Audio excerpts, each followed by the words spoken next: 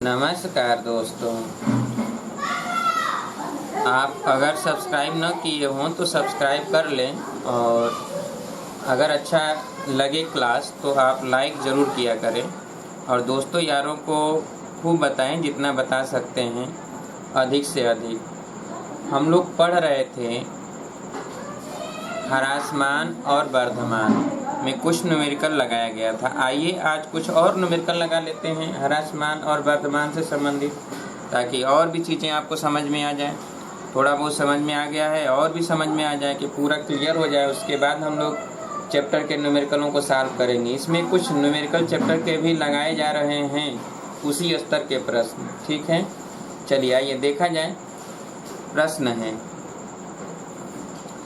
सिद्ध कीजिए कि यानी दिखाना है कि f(x), लिखिए सभी लोग, सिद्ध कीजिए कि f(x) बराबर tan inverse sin x plus cos x, sin x plus cos x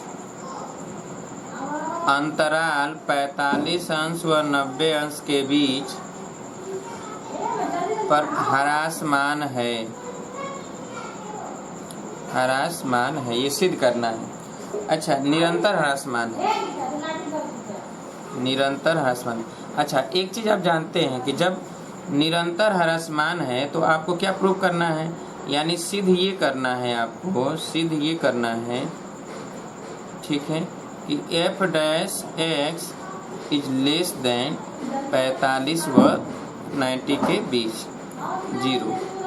ठीक है, 45 और 90 के बीच जो है वो 0 से कम हो, यानी ऋणात्मक हो, यही सिद्ध करना है। चलिए आइए हम लोग सिद्ध करते हैं। तो पहले f(x) पता है कि tan इनवर्स f(x) पता है कि tan inverse sin x plus cos x, ये तो आपको पता है ना। अब हमें क्या करना है कि इसका अवकलन करना है। तो चलिए f(x) निकालते हैं। तो tan इनवर्स x का जब आप अवकलन करते हैं तो 1/1 प्लस एक्स स्क्वायर लिखते हैं, तो ठीक वही का पहले हम इसका sin x plus cos x के सापेक्ष करेंगे। tan इनवर्स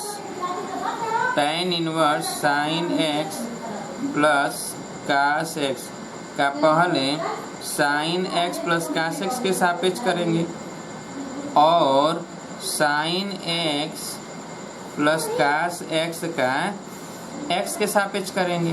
तो चलिए इसका तो 1/1 प्लस एक्स स्क्वायर यानी sin x plus cos x का होल स्क्वायर और इंटू इसका करेंगे तो ये हो जाएगा sin x का हो जाएगा cos x और cos x का हो जाएगा माइनस sin x। इसका मतलब ये है कि cos x minus sin x अपान यहाँ पे हो जाएगा 1 प्लस ये sin x plus cos x का होल स्क्वायर कर दें अगर, तो sin x plus cos x का होल स्क्वायर यानी sin square x plus cos square x plus 2 sin x into cos x, यही होगा। अब हम देखेंगे कि cos x minus sin x अपान, ठीक है, और यहाँ पे 1 ये हो जाएगा sin square x plus cos square x बराबर 1 और 1 ये है, तो 1 मिलकर 2 और plus 2 sin x into cos x को लिख दें sin 2x। ठीक है, ये हो गया f(x). अब जब 45 और 90 के बीच में है तो ज़रा देखिए, आप ध्यान समझिए। ये ग्राफ में आप जानते हैं कि ये ऐसे होता है इस तरह और ये ऐसे होता है, तो यहाँ पे होता है आपका 90 डिग्री 90 डिग्री, ठीक है, और यहाँ पे होता है कितना 45 अंश। अब ज़रा देखिए 45 और 90 के बीच में, इसके बीच में ये है साइन और ये है cos।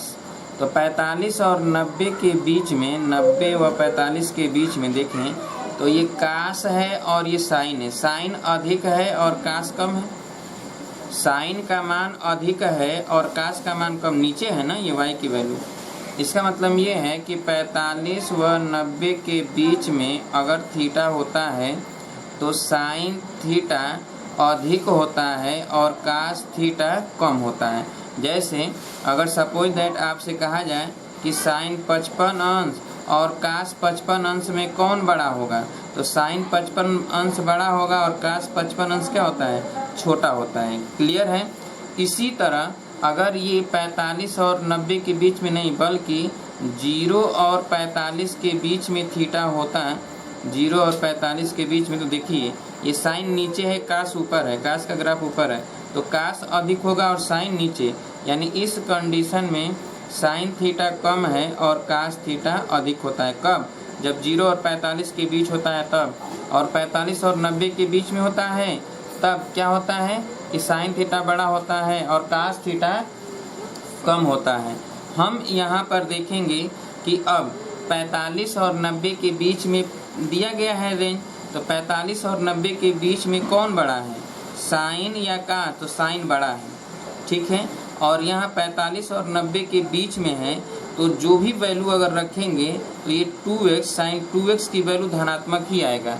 यानी आप देखिए 90 से लेकर 180 तक, तो अगर हम ये कहें कि अगर x बराबर 90 भी होता तो 180 होता तो भी तो ऊपर ही होता, प्लस ही आएगा इसकी वैल्यू। यानी जब अर्थात जब x की वैल्यू 45 और 90 के बीच में है, तो उस कंडीशन में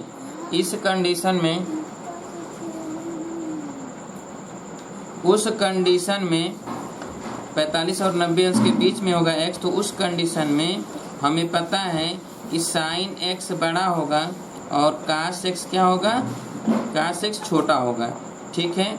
और साथ ही साथ साइन 2x की जो वैल्यू है 2 प्लस साइन 2x की वैल्यू ये भी 0 से अधिक होगा, यानी ये धनात्मक होगा। और ये साइन x बड़ा है, कास x छोटा है, तो ऊपर देखिए ना साइन x इधर माइनस है और कास x कम, यानी इधर है, दाएं साइड प्लस है, तो साइन x बड़ा है तो इस ऊपर वाले की वैल्यू तो ऋणात्मक आएगा ना। ऊपर वाले की वैल्यू क्या आया, ऋणात्मक आया। अर्थात आपको ये पता चला कि कास x माइनस साइन x, अर्थात कास x यहाँ पर हम लिख रहे हैं कास x माइनस साइन x, ये जो है 0 से कम होगा, 0 से क्या होगा, कम होगा, ठीक है। और 2 प्लस साइन x तथा 2 plus sign x sign 2x ये 0 से अधिक होगा, इसलिए ये पूरा वैल्यू जो है कास x माइनस साइन x अपान 2 प्लस साइन 2x ये पूरा का पूरा 0 से कम होगा। अर्थात ये मिला, क्या मिला कि f डैश x जो है 0 से कम है। कब? ये 0 से कम है कब? जब 45 और 90 के बीच में x की वैल्यू है तब। इसका मतलब ये 0 से जब कम आ गया तो ये प्रूव हो गया कि यह जो fx वैल्यू है, fx जो है 45 व 90 के बीच में, 45 व 90 के बीच में निरंतर ह्रासमान है। ये क्या है? निरंतर ह्रासमान। तो लिख लीजिए इसको, निरंतर ह्रासमान। प्रूफ, यही प्रूव करना था हमें, तो प्रूव कर लीजिए। इसे आप लिख लीजिएगा, समझ में तो आ ही गया होगा आपको, तो लिख लीजिए जल्दी से।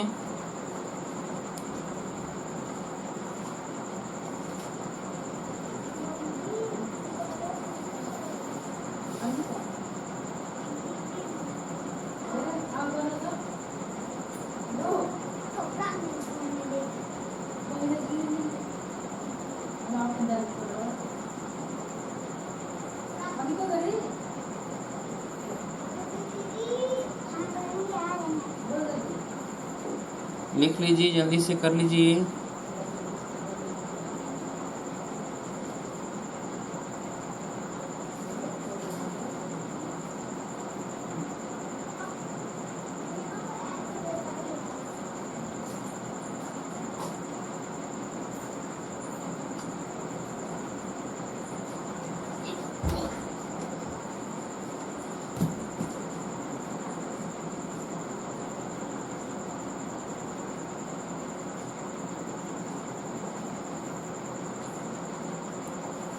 हो गया।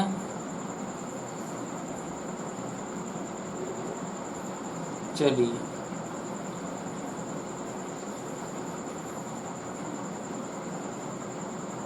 हटा दें।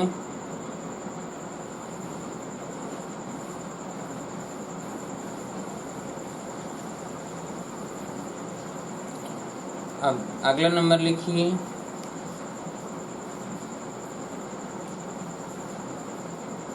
दिखाइए कि लिखिए दिखाइए कि f(x) e⁴1/x x is not equal to 0 के लिए निरंतर ह्रासमान है। ठीक है, इसके लिए दिखाना है कि निरंतर ह्रासमान है। तो अभी अभी ह्रासमान के लिए हमने दिखाया कि f'(x) निकाल लिया और x का चाहे जो भी मान रखेंगे, अगर वो 0 से कम आ गया f'(x) इसका मतलब है कि निरंतर ह्रासमान होगा। क्लियर है। अब हम देखेंगे कि यहाँ पर f(x) की वैल्यू है e⁴1/x 1/x। f(x) बराबर है e⁴1/x। क्लियर। अब हमें निकालना है f'(x) f'(x) निकालते हैं। f'(x) निकालेंगे तो पहले e⁴1/x का 1/x के सापेक्ष करेंगे और फिर 1/x का x के सापेक्ष करेंगे। ठीक है, तो इसका तो e⁴1/x ही रह जाएगा और इसका जब हम करेंगे तो x⁻−1 है, -1 बाहर आएगा तो x⁻² -2 हो जाएगा, यानी ये -1/x², यानी -1/x² इंटू e⁴1/x। ये है f'(x). क्लियर है। अब एक चीज़ ये ध्यान रखने योग्य बातें हैं कि यहाँ पर x² है, क्या है, नीचे x² है और यह वैल्यू हमें ये ध्यान रखना है कि x² है। अगर देखिए यहाँ पर x² है तो x² तो 0 से अधिक होगा सदैव, क्योंकि x² है तो ये 0 से हमेशा अधिक होगा, 0 से अधिक होगा। अच्छा, दूसरी ये है कि e⁴1/x की जो वैल्यू है, 1/x की वैल्यू है e⁴1/x, ये भी हमेशा 0 से अधिक ही होगा, ये भी 0 से क्या होगा, अधिक होगा। कब? जब x 0 से बड़ा, x 0 से बड़ा हो तो ये 0 से अधिक होगा। क्लियर है।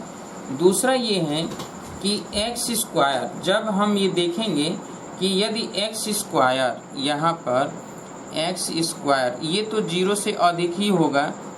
ठीक है, ये x² जो है 0 से हमेशा अधिक होगा। क्लियर, चाहे ऋणात्मक रखें या धनात्मक रखें। और e⁴1/x की वो वैल्यू होगा, e⁴1/x की वैल्यू होगा, ये माइनस रखेंगे चाहे प्लस रखेंगे तो ये भी वैल्यू हमेशा 0 से अधिक आएगा। ये कब? जब x 0 से कम रहेगा तब भी। जैसे देखिए, ये मान लेते हैं कि x का मान है -1, सपोज दैट हम -1 ही लेकर चलते हैं, तो -1 लेकर चलते हैं तो ये तो x पर x का मान -1, तो -1 का स्क्वायर ये तो 1 रहेगा, ये 0 से अधिक आ गया। ठीक है, अब इस पर हम चलते हैं तो e⁴1/-1, इसका मतलब है कि e⁻−1 और इसका मतलब ये है कि 1/e, -1 पावर का मतलब 1/e, 1/e है तो ऋणात्मक अगर पावर होता है तो 1/, होता है ना, तो ये तो 0 से अधिक ही होगा, क्योंकि e की वैल्यू तो 2 और 3 के बीच में होता है, ये तो 0 से अधिक ही होगा ना, कि 0 से कम होगा। ये अर्थात ये x के सभी वैल्यू के लिए ये x² और e⁴1/x ये दोनों ही 0 से अधिक आएगा, ये दोनों ही 0 से क्या होगा, अधिक आएगा। अब ये तो पता हो गया कि जो ये f'(x) निकला हुआ है ये माइनस यहाँ है और साथ में ये लिखा है 1/x² और e⁴1/x। ये अब देखिए, ये पूरा का पूरा वैल्यू जो है धनात्मक है, ये पूरा वैल्यू क्या है, धनात्मक है। तो इसका मतलब ये कि जब ये माइनस लगा, ये वैल्यू कभी ऋणात्मक होगा ही नहीं। जब ये ऋणात्मक होगा तब ना प्लस आएगा, ये तो धनात्मक ही आएगा। और यहाँ चिन्ह लगा है माइनस, इसका मतलब ये है कि जब प्लस में माइनस का गुणा करेंगे तो हमेशा क्या आएगा, माइनस आएगा। अर्थात आप लिखेंगे कि F dash x is less then 0, या आप पहले ये लिख देंगे कि इसलिए यहाँ पर कि 1 अपान यानी -1/x², ठीक है, या ऐसे लिख दें कि 1/x² और e⁻1/x इज ग्रेटर देन क्या, 0, इसलिए -1/x² और e⁻1/x is greater then, is less then क्या, 0। इसका मतलब f dash x is less then क्या, 0। अर्थात fx क्या है, निरंतर ह्रासमान है, ठीक है। और ये कब, x के वैल्यू फरार x वैल्यू, ठीक है, सभी x के मान के लिए है। तो लिख लीजिए इसे और इसको दर्शा दीजिएगा।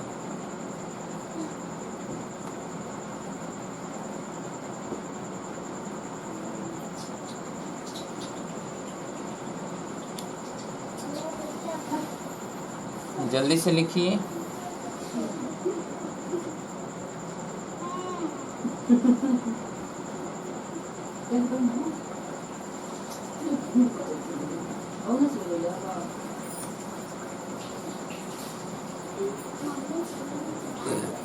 हो गया।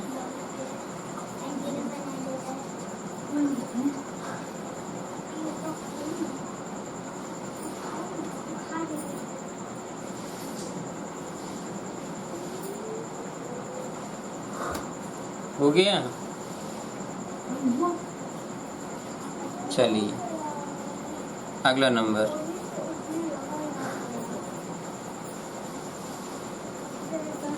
देखिए एक और प्रश्न इसी प्रकार का,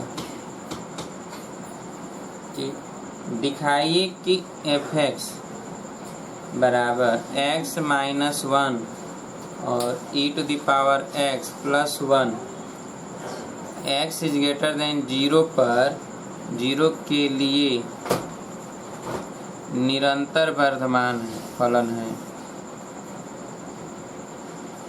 मान फलन है, ठीक है। ये आपको दिखाना है, ठीक है। तो क्या आप दिखा लेंगे? चलिए दिखाइए, जरा जल्दी से दिखाइए। पहले आप प्रयास करिए, फिर हम लगाते हैं। जल्दी से करिए, जल्दी से,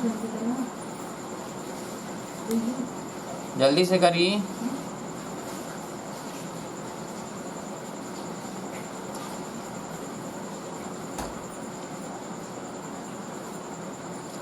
सबसे पहला काम हम क्या करेंगे, अवकलन निकालेंगे। निकालिए अवकलन।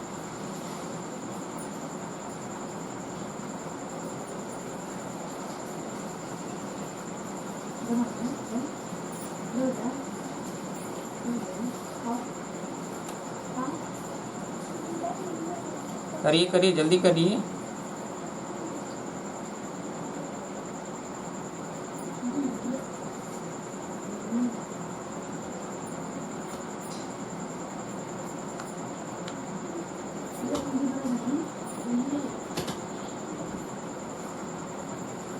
लगा?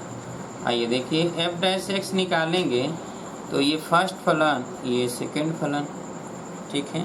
तो चलिए यहाँ पर क्या होगा कि x टू द पावर, इसको हम लिख दें कि फर्स्ट फलन x - 1 और e⁻x का e⁻x हो जाएगा प्लस e⁻x और x+1 का x - 1 का, तो x 1 ही रह जाएगा और +1 का 0 हो जाएगा। अब देखिए यहाँ पर x, अब इसका गुणा कर दें, x into e⁻x minus e⁻x plus e⁻x, तो ये कट जाएगा, यानी x इंटू e⁻x, ये f डैश x आ गया। अब देखना ये है कि दिया है क्या, x इज ग्रेटर देन 0, इसका मतलब ये है कि इसमें दो है, एक ये है और एक ये, दोनों फलन अलग अलग हैं। तो हम लिखेंगे कि x इज ग्रेटर देन 0 के लिए x इंटू ई एक्स, ठीक है, जब x 0 से बड़ा है तो e to the power x भी 0 से बड़ा होगा, ठीक है। तो x इज ग्रेटर देन 0 के लिए x is greater than e to the power x 0 से क्या होगा, बड़ा होगा, ठीक है। तो इसलिए x into e to the power x ये दोनों ही 0 से क्या होगा, बड़ा होगा, अर्थात f dash x is greater then क्या, 0, x इज ग्रेटर देन 0 के लिए। इसका मतलब ये है कि f(x) निरंतर वर्धमान फलन है, निरंतर वर्धमान फलन है x इज ग्रेटर देन 0 के लिए। बस लिख लीजिए जल्दी से, प्रूव।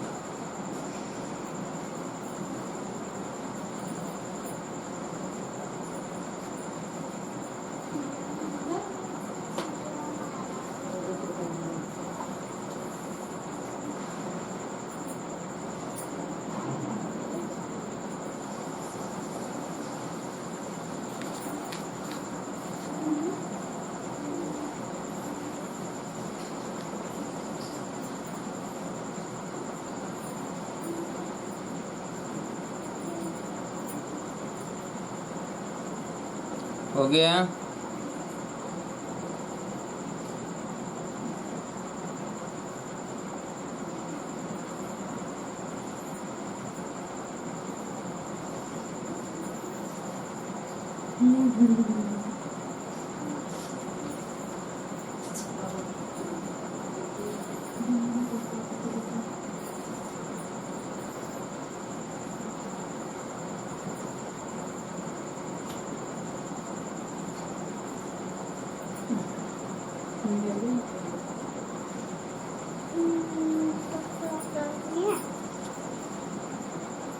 हो गया। चलिए अगला नंबर लिखिए।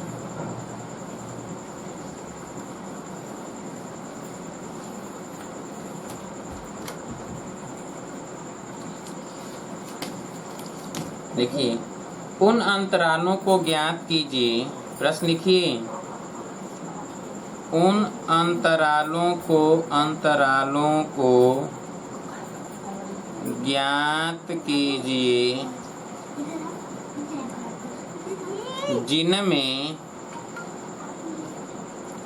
जिनमें f(x)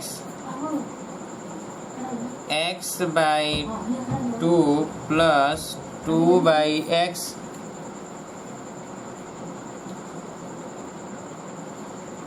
x is not equal to 0 के लिए, यानी x 0 के बराबर ना हो, परंतु x 0 से कम या x 0 से अधिक, जहां भी ये लिखा होगा इसका यही अर्थ होगा, के लिए निरंतर वर्धमान या ह्रासमान है, वर्धमान या ह्रासमान है। यानी वर्धमान के लिए भी निकालना है, ह्रासमान के लिए भी निकालना है अंतराल, ठीक है। चलिए हम देखेंगे कि f(x) जो दिया गया है x/2 प्लस 2/x, क्लियर। अब हमें f'(x) निकालना है, तो f'(x), इसलिए f'(x) बराबर हो जाएगा 1/2 प्लस, यहाँ पे हो जाएगा क्या, तो -2/x², माइनस यहाँ पर -2/x², क्लियर है। अब ये तो हमने अवकलन कर लिया, और अवकलन के बाद अगर ये निरंतर वर्धमान फलन है तब, निरंतर ह्रासमान फलन है तब, दोनों कंडीशन में हम देखेंगे, ठीक है। तो चलिए निरंतर वर्धमान के लिए, तो निरंतर वर्धमान फलन के लिए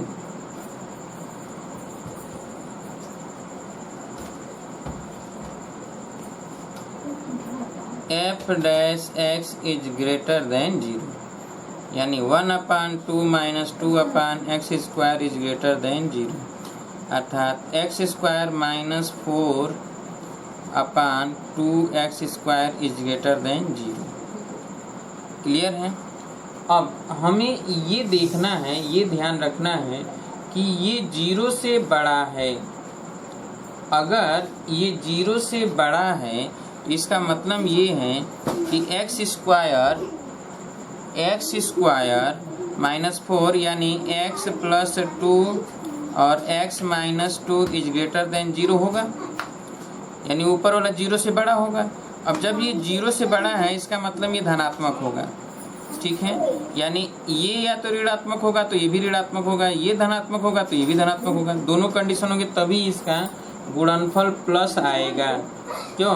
तो चलिए, अगर हम ये कहते हैं कि x जो है 2 से, अब देखिए धनात्मक होने के लिए या ऋणात्मक होने के लिए क्या क्या शर्तें हो सकती हैं, तो यहीं पर अब हम निकाल लेंगे कि x, देखिए x जब 2 से अधिक है, यहाँ पर 2 है, यहाँ -2 है, यहाँ -2, यहाँ 2 है, तो यहाँ पर अगर हम जो है, अगर हम ऐसे खींच दें ग्राफ और यहाँ -2 लिखें, यहाँ -1 लिखें, यहाँ 0 लिखें, यहाँ 1 लिखें और यहाँ 2 लिखें, सपोज दैट, ठीक है। तो चलिए यहाँ पर क्या है कि -2, तो -2 से अगर हम कम रखते हैं या तो 2 से, तो देखिए यहाँ पर कि हम देखेंगे यदि सपोज दैट यहाँ 2 से अधिक रखा जाए, तो 2 से अधिक रखेंगे तो ये भी प्लस, ये भी प्लस। इसका मतलब ये है कि इधर जो भी वैल्यू आएगा, इधर की जो वैल्यू होगा ये प्लस होगा, 2 से अधिक होगा। 2 से अधिक रखेंगे अगर हम वैल्यू, ये धनात्मक आएगा, ठीक है। अच्छा, अब 2 से कम रखेंगे, यदि हम 2 से कम रखें यानी -2 से कम, इधर कम रखें, इधर की तरफ रखें, -2 से कम। चलिए 2 से कम रखते हैं तो देखते हैं क्या आता है। तो 2 से कम यानी -3 रखें, तो जब -3 रखेंगे तो देखिए ये ऋणात्मक होगा, ये भी ऋणात्मक होगा, तो माइनस माइनस गुणा करेंगे तो भी प्लस हो जाएगा। इसका मतलब है कि इधर भी प्लस होगा और इधर भी प्लस होगा, परंतु इसके बीच में देखना है कि यहाँ पर 0 होगा, यहाँ पे 0 होगा। लेकिन अगर -2 और 1 के बीच -2 से अधिक रखते हैं, -2 से अधिक का मतलब अगर हम -1 रखें, तो -1 रखेंगे तो ये तो ऋणात्मक आएगा और ये प्लस आएगा। 2 तक जाएं तो अगर हम 2 तक रखेंगे, -1 0 अगर रखते हैं तो भी ऋणात्मक आएगा, ठीक है। 0 रखेंगे तो भी ऋणात्मक आएगा, क्लियर। 0 रख दें तो देखिए 0 और ये भी 0, तो ये 2 -2 तो भी ऋणात्मक आएगा। 1 रखें तो देखिए ये माइनस आएगा, ये प्लस आएगा, तो भी ऋणात्मक आएगा। इसका मतलब 2 से कम तक जो भी वैल्यू रखेंगे वो ऋणात्मक होगा, ठीक है। वो क्या होगा? ऋणात्मक होगा। अर्थात हम देखेंगे कि जब वर्धमान है तो वर्धमान के लिए, निरंतर वर्धमान के लिए, निरंतर वर्धमान के लिए अंतराल जो है, अंतराल -∞ to -2 यूनियन 2 to इनफाइनाइट होगा, क्लियर है, ठीक है। दूसरा ह्रासमान के लिए, तो ह्रासमान के लिए क्या है, तो आप देख रहे हैं कि अगर नीचे ध्यान से देखिए यहाँ 0 है, अगर ये x की वैल्यू 0 हो जाता है तो ये पूरा इनफाइनाइट आने लगेगा, ठीक है। x की वैल्यू 0 रख दें तो ये पूरा का पूरा क्या होने लगेगा? इनफाइनाइट होने लगेगा। अब इस कंडीशन में अगर हम x² का गुणा कर देते तो ये हट जाता है, यहाँ 0 हो जाता है। अब ध्यान समझिएगा कि जब ये -2 और 2 के बीच में होगा तब ये क्या होगा? ह्रासमान होगा। -2 और 2 के बीच में अगर लिखेंगे तब ये क्या होगा? ह्रासमान। इसका मतलब कि निरंतर, अब देखिए ना कि ये पूरा ऋणात्मक है, तो निरंतर ह्रासमान के लिए 0 के बराबर तो रखना नहीं है। इसका मतलब है कि 0 के बराबर नहीं रखना है तो 0 तक जाएंगे और 0 से 2 तक जाएंगे, ठीक है। तो निरंतर ह्रासमान के लिए, निरंतर ह्रासमान के लिए तो निरंतर ह्रासमान के लिए क्या करना है कि अंतराल हो जाएगा -2 to 0 यूनियन 0 to 2, ये अंतराल हो जाएगा। लिख लीजिए इसको और ये ग्राफ बना दीजिएगा इसमें, ऐसे ग्राफ बना दीजिएगा, ठीक है। कर लीजिए जल्दी से।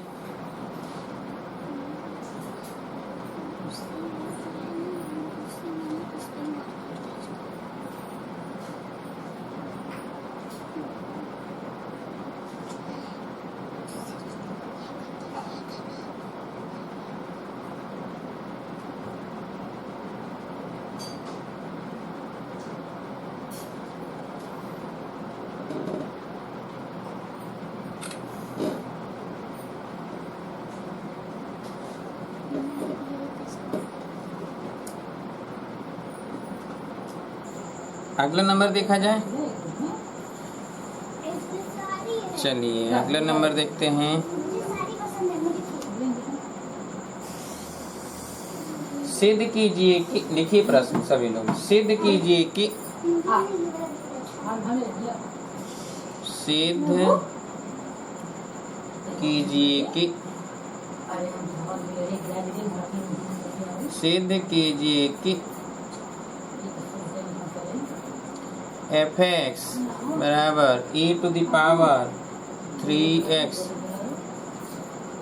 r पर निरंतर वर्धमान फलन है। चलिए अब देखिए यहाँ पर हमें पता है कि f(x) बराबर है e⁻3x, इसलिए f' बराबर हो जाएगा ये e⁻3x का पहले 3x के सापेक्ष अवकलन करेंगे, फिर 3x का x के सापेक्ष अवकलन करेंगे। तो यहाँ पर क्या हो जाएगा कि e⁻3x ही रहेगा और 3x का 3 हो जाएगा, यानी 3e⁻3x, ठीक है, f'(x).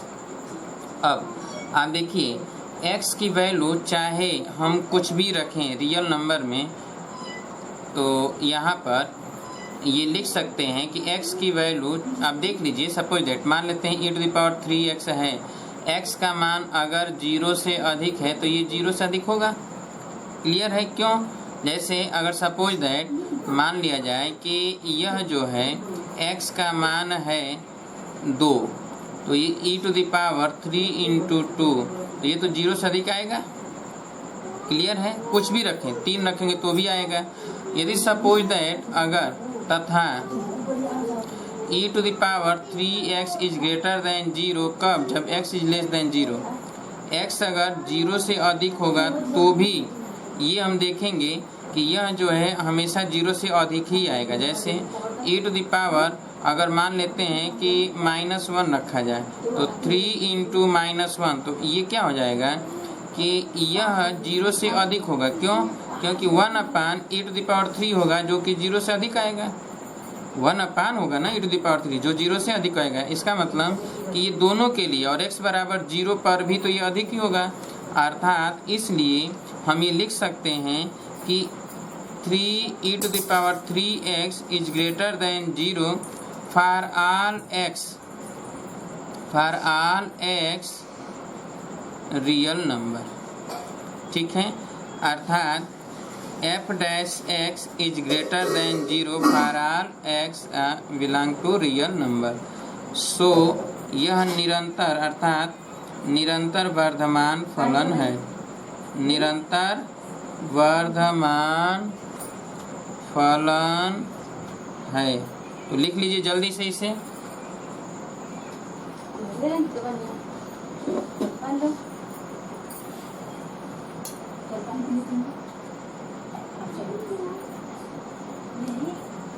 जल्दी से लिख लीजिए।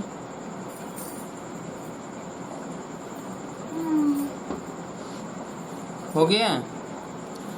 चलिए अब आइए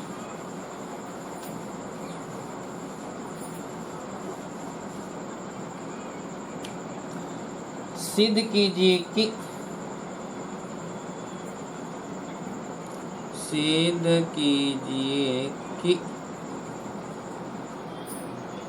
f(x) बराबर x minus sine x for all x belong to real number के लिए वर्धमान फलन है।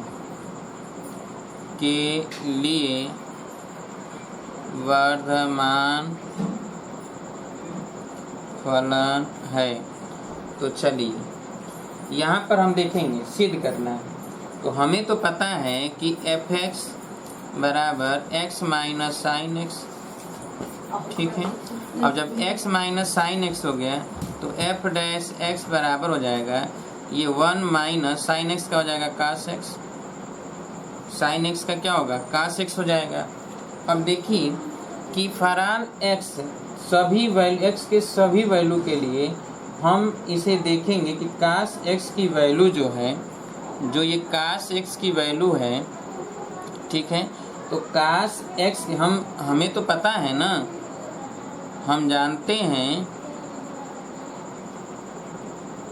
कि -1 is less than or equal to cos x is less than or equal to 1, यानी -1 से 1 के बीच में किसकी वैल्यू होता है, एक्स का वैल्यू, कास एक्स की वैल्यू होता है, जहाँ कि एक्स जो है एक रियल नंबर, सभी एक्स की वैल्यू के लिए ये यही मान होगा, 1 और -1 के बीच में होगा। अब जरा देखिए कि यह वर्धमान फलन है, निरंतर वर्धमान तो कह नहीं रहा है, वर्धमान फलन है, इसका मतलब ये 0 के बराबर भी हो सकता है। तो जब यहाँ पर हम 1 रखेंगे तो ये 0 हो जाएगा, काश एक्स की वैल्यू 1 रखेंगे तो 0 हो जाएगा अर्थात, और अगर 1 से अधिक 1 से कम रखेंगे तो प्लस आएगा, -1 से अगर कम 0 से कम रखेंगे तो भी प्लस आएगा। इसका मतलब ये है कि जो 1 माइनस कास एक्स की वैल्यू है, यह जो है 0 के बराबर भी हो सकता है, 0 से अधिक भी हो सकता है, ठीक है। इसलिए ये वैल्यू ये होगा, अर्थात f dash x is greater than or equal to 0। इसका मतलब ये है कि एफ एक्स जो है वर्धमान फलन है।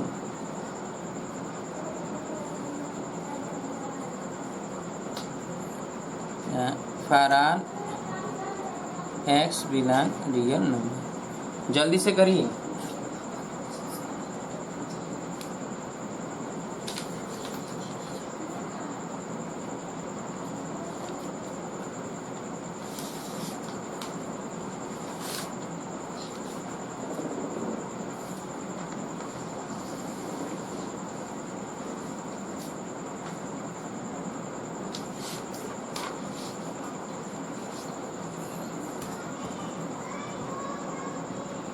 हो गया, चलिए अगला नंबर लिखिए।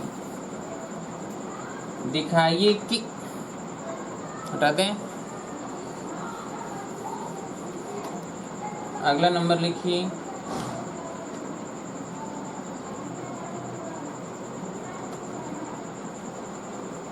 दिखाइए कि फलन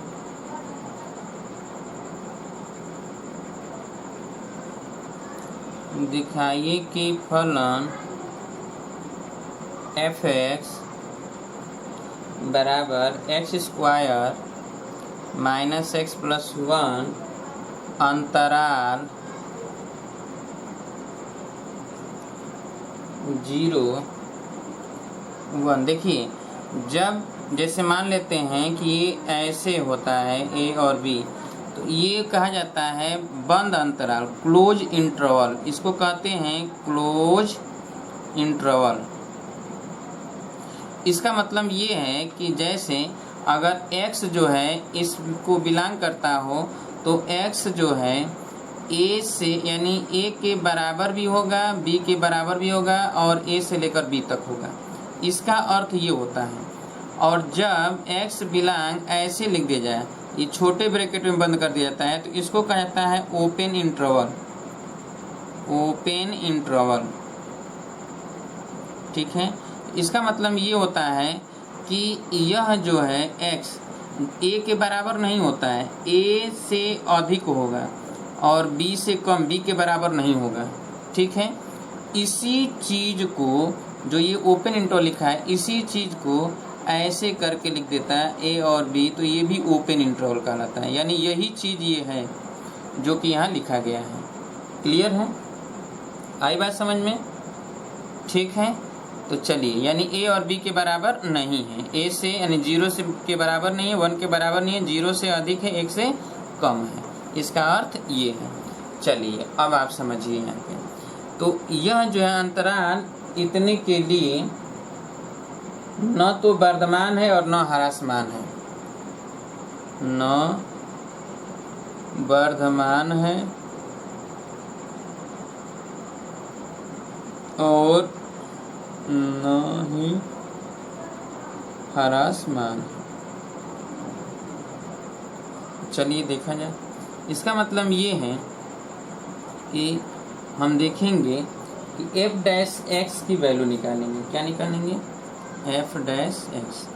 f डैश एक्स निकालते हैं तो f डैश एक्स हो जाएगा 2x माइनस 1। ठीक है, अब f डैश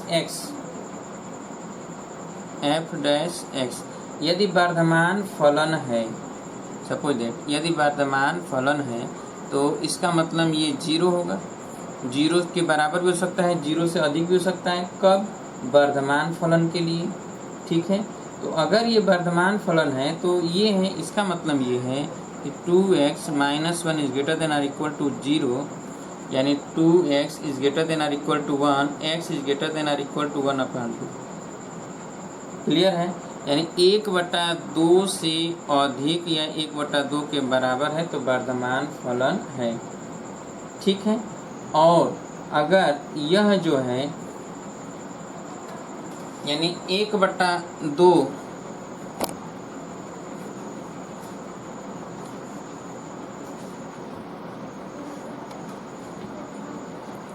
1/2 से अधिक होना चाहिए, बराबर है, और 1 से कम है। 1 से क्या है? कम। इसका मतलब ये है कि यहाँ पर हम इसके लिए लिखेंगे कि ऐसे 1/2 और यहाँ पर लिख दें ऐसे ही, ओपन इंटरवल कर दें 1 लिख दें, या तो इसी को हम 1/2 और यहाँ 1 लिख कर ये ब्रैकेट लगा दें, छोटा ब्रैकेट लगा दें। क्लियर है? यानी 1 के बराबर नहीं है, 1 से कम है। ठीक है, तब में वर्धमान होगा। इसमें क्या होगा ये? तो इसमें ये वर्धमान फलन है, वर्धमान फलन। लेकिन 1/2 से अगर कम होगा तो वर्धमान तो होगा नहीं। यहाँ तो पूरा 0 से लेकर 1 तक के लिए कह रहा है। तो अब तथा यदि f dash x is less than or equal to 0, तब तो 2x minus 1 is less than or equal to 0। Clear? अब यहाँ पर2x is less than or equal to 1, यानी x is less than or equal to 1/2, यानी 1/2 से कम। इसका मतलब ये है कि जो इंटरवल है, तो अर्थात इसका मतलब ये है कि x क्या हो गया, x जो हुआ वो तो इस कंडीशन में 0, ये ओपन इंटरवल ऐसे 0 और यहाँ पर 1/2 लिखेंगे। ठीक है, इसका मतलब ये हुआ कि यह जो है यह ह्रासमान है, ह्रासमान के लिए, ह्रासमान फलन के लिए x बिलोंग टू, ऐसे लिख देते हैं ओपन 0 और इधर 1/2 क्लोज कर देते हैं में। ठीक है, अर्थात देखिए इसके बीच में दोनों ही चीजें हैं, वर्धमान भी है कुछ और कुछ क्या है, ह्रासमान है। यानी न तो हम ये कहेंगे कि वर्धमान ही है केवल, और न कहेंगे कि केवल ह्रासमान है।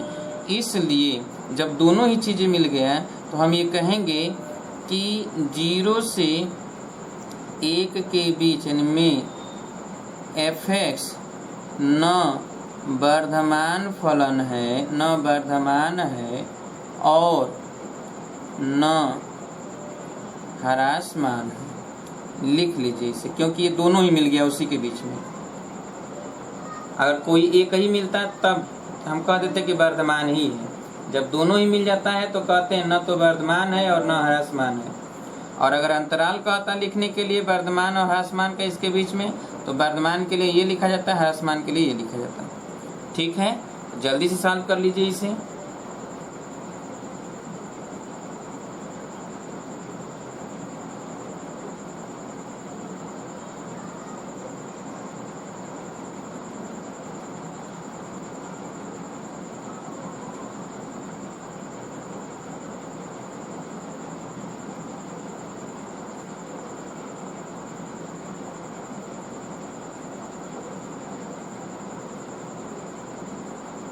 हो गया।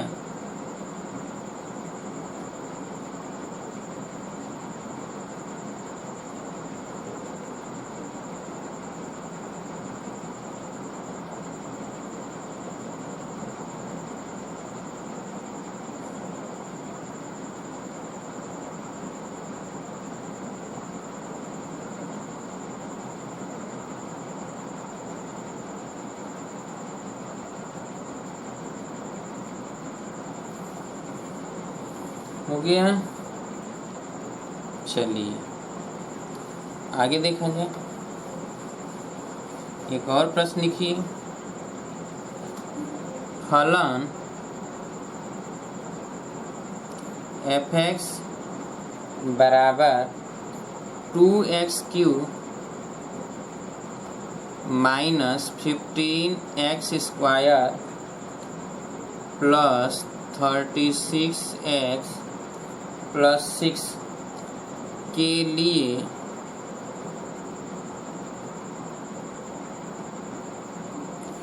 लिए अंतराल ज्ञात कीजिए।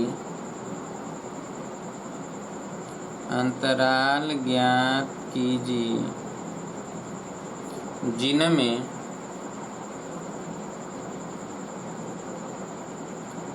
f(x) वर्धमान हो, दूसरा ह्रासमान। यानी दोनों चीजें ज्ञात करना है। वर्धमान के लिए अंतराल ज्ञात करना है, ह्रासमान के लिए। पहला कंडीशन, वर्धमान के लिए f(x) बराबर दिया गया है 2x³ minus 15x² plus 36x plus 6। इसलिए f' बराबर यहाँ पे हो जाएगा 6x² माइनस 30x प्लस 36। ये तो 0 हो जाएगा इसका। तो अब वर्धमान फलन के लिए वर्धमान फलन के लिए f' इज ग्रेटर देन और equal to 0। 6x² minus 30x plus 36 is greater than और इक्वल टू 0। 6 कामन ले लें तो x² minus 5x plus 6 is greater than और इक्वल टू 0। यानी इसका अगर खंड कर दें तो x² minus 3x minus 2x plus 6 is greater than और इक्वल टू 0। यानी x कामन ले लें तो x माइनस 3 माइनस 2 कामन ले लें तो x minus 3 is greater than और equal to 0। x minus 2 into x minus 3 is greater than और इक्वल टू 0। भाई x माइनस 3 कामन ले लिया, ये 0 हो गया। क्लियर है। अब देखिए कि अब यहाँ पर 0 के बराबर है, तो 0 के बराबर है तो इसका मतलब x बराबर 2 हो सकता है या x बराबर 3 हो सकता है। ठीक है, तो x बराबर 2 भी हो सकता है, x बराबर 3 भी हो सकता है। क्लियर। और दूसरा ये है कि अगर ये प्लस चाहिए, धनात्मक चाहिए, तो दोनों ही धनात्मक है या तो दोनों ऋणात्मक है। अब संख्या रेखा ग्राफ अगर हम यहाँ खींचते हैं, ठीक है, तो यहाँ पर हम करते हैं 2, ठीक है, और यहाँ पर कर दें 1, यहाँ पे कर दें 3, यहाँ कर दें 4 dot dot and so on, इधर 0। ठीक है, तो चलिए अगर सपोज दैट यहाँ पर 2 रखते हैं तो 0 आ जाएगा, 2 पर 0 होगा, 3 पर 0 होगा।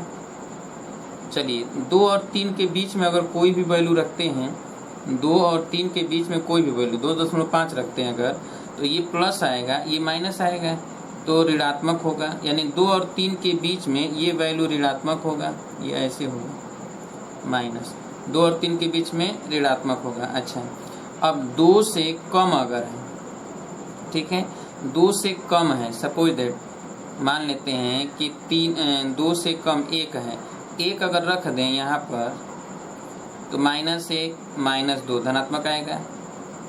ठीक है, अगर 0 रख दें तो भी माइनस आएगा, धनात्मक, ये भी माइनस, ये भी माइनस, धनात्मक। यानी 2 से जब कम रखेंगे तो ये प्लस होगा, इधर प्लस होगा। अच्छा, 3 से अधिक रखेंगे तो ये भी प्लस, ये भी प्लस, यानी इधर भी रखेंगे तो प्लस होगा। यानी इधर प्लस, इधर प्लस, और इसमें 2 और 3 के बीच में क्या, माइनस। इसका मतलब ये है कि 2 और 3 के बीच में माइनस है, ठीक है। तो वर्धमान है तो जीरो तो रख नहीं सकते, जीरो भी रख सकते हैं हम, जीरो पर भी ये माइनस होगा। अच्छा, अब यहाँ पर हम देखेंगे कि यह जो है वर्धमान के लिए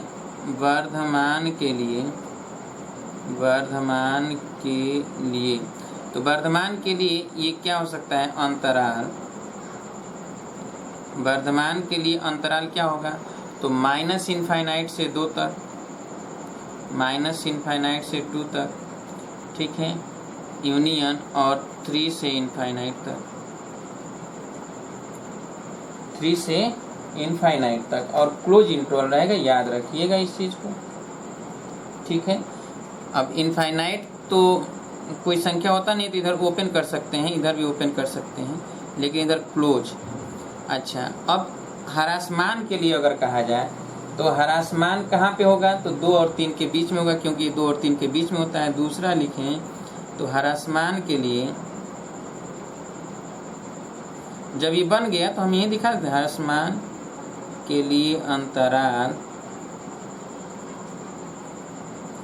अंतराल जो है 2 और 3, लिख लीजिए इसे जल्दी से।